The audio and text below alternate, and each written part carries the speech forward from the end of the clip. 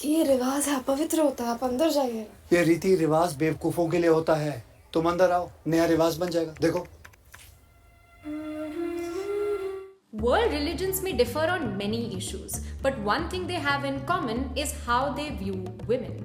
Translated into English, a version of the Devi Bhagavad Puran says, "A woman is the embodiment of rashness and a mine of vices."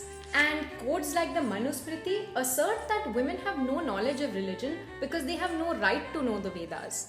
In Christianity, the story of Eve prodding Adam to taste the forbidden fruit and then triggering the fall of mankind is used by many to associate women with evil and temptation.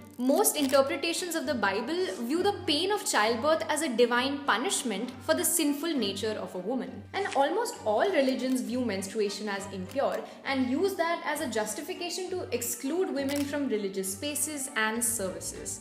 In recent years, the legality of such rules within religions has been contested by women's groups all over the country. In 2015, activist Trupti Desai led a successful protest for the entry of women into Shani Shingnapur, a temple in Maharashtra. And in 2016, a group of Muslim women led the campaign for women's entry into the Sanctum Sanctorum of the Haji Ali Dargah in Mumbai. In 2018, the Supreme Court overruled a ban preventing women and girls of menstruating age from entering the Sabrimala temple in Kerala. Each of these cases was met with an outpouring of opposition and controversy. ये हमारे भावनाओं के साथ, इस्लामी शियार के साथ एक किस्म का छेड़छाड़ जैसा दिख रहा है. But there's a contradiction here. The responsibility of performing religious duties in households and also ensuring that families adhere to religion often falls on women. In India especially, they're the ones who uphold the piety of a family, ensuring that a family has a high social status. Even globally, more women than men identify with a religion, pray daily, and say that religion is very important to them. And yet, outdated ideas of women's impurity, unavoidably connected to their bodily processes, are used to reinforce their inferiority to men. So, where does this discrimination come from? Anthropologists of religion have pointed out that major world religions sprang from societies in which private property would be passed down from father to biological son.